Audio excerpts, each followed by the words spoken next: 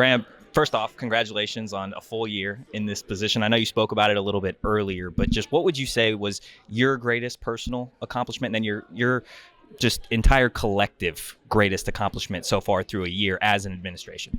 Yeah, I'm proud to lead it. It's not about me. It's about what we're doing as a collective. We're all under construction. I've learned that long ago, and that this work's never going to be done. We're trying to show progression every single year. I thought we took a really important step forward this last year with the competitive success that a lot of our sports are having, the way our fan base is starting to get connected, the way that a connected fan base is resourcing and investing into the work that we're doing, especially as the rules change moving forward. And so just proud and hungry is probably the best way I would describe it. I think we're off to a really good start. There's a lot more that we want to accomplish, and there's a lot more work in front of us. A lot of people obviously excited about the coming football season, Kenny, Sam, Jordan, but there's still a lot of fans that are loving seeing Cam Skattebo thrive where he's at. Just what was your initial reaction seeing him land with the New York Giants, and then the reaction, the emotional reaction that he had? I think it's a great fit, and watching the draft room that he had and his response to it, and just the emotion. I think that just tells you everything about how special it is to be an NFL draft pick. And you see the kind of early days of him going to rookie mini camp and getting connected with his teammates, and a lot of guys that we watched compete last season across college football. And it's neat to see them come together as a unit for the New York Giants. Got online, bought my Skattebo jersey the day after they made them available, so we'll have some of those coming in later this summer. And I know he stayed connected to the program. Coach Dillingham and I were traveling last week, and we were talking about Scat and how he's checking in with his coaches, he's checking in with his teammates. He still wants to play a leadership role in the way that he can as an alum.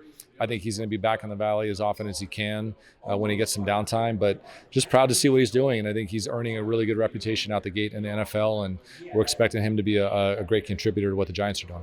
How important is that these athletes, specifically guys and girls that have such a big national presence, that they stay connected to Arizona State, and then maybe passing along the baton to guys like a Sam Levitt or Jordan Tyson? There's no replacement for the experience that he's gaining right now and what he can bring back to JT and Sam and the other guys on the roster, that they have those same aspirations. And that's why Sun Devils for Life is a concept that really matters. And tapping into our letter winners, celebrating the 1975 team, bringing back College World Series teams, bringing back Olympians and decorated athletes, because that transfer of knowledge is powerful. And we want athletes that are motivated to compete at a professional level. We want them to come to ASU, compete for championships, but we want them to have access to people that are doing what they aspire to do and benefit from the insight and the perspective and the feedback that comes from just that peer conversation. And you or me competing for the same sport at the same school, now you're doing what I want to do.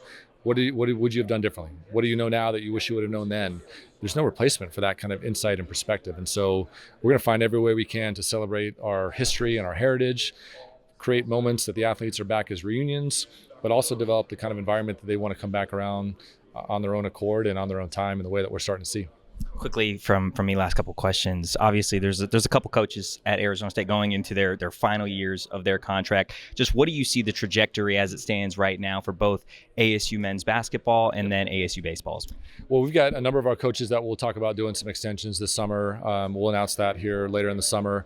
With basketball specifically, we've got a lot to accomplish together, and I'm really proud of what Coach Hurley's done going through the end of the season, attacking the transfer portal, rebuilding a roster in a way that we can have a team that plays Sun Devil basketball. It's less about one or two individuals that may have a higher profile. It's more about building complementary pieces. So if we're in a situation where guys are hurt, we have depth. If we're in a situation late in the game where we're in foul trouble, we have the guy coming off the bench that can go eat fouls or eat minutes in a way that keeps us in the game. Because a number of our games were narrow misses and close losses. A lot of it came down to just able-bodied physical talent on the roster. And so I think Bobby and the coaches have done a great job rebuilding this roster. We know what the Big 12 looks like. That's going to help us really design 15 young men that can compete in this conference as a part of a system that he's designed, and less about tailoring to any one individual. And as we have success, we'll be open about reevaluating what the future looks like. This isn't a black and white dynamic.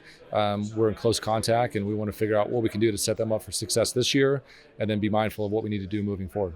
You mentioned earlier, just in the group setting, obviously there's a lot of international athletes at Arizona State. I know people use sports as kind of an escape from everything going on. It is a heavy time in the world. I'm curious, have there been any conversations with any Iranian or Israeli athletes at Arizona State? And if so, just what have those conversations been like to make sure that they feel safe and heard? Yeah, we're very tuned into all of our international athletes, independent of the country. I think just there's a there's a stress and tension going on in the globe right now, and we've got athletes from over 40 countries within our athletic department, over 100 international athletes, and so just trying to stay as connected as we can to make sure all of them are preparing to come back to campus. If they're navigating the visa dynamic, if they're navigating uncertainty, that we can be a resource in helping them collect information. We're really lucky that ASU has a lot of international students, so this is a university-wide effort. It's not just something that we're navigating alone in athletics, and so we're in close collaboration with our university colleagues, our international athletes, and making sure that we're, keeping real-time tabs on the environment that they're navigating and helping open up any doors that we can help them.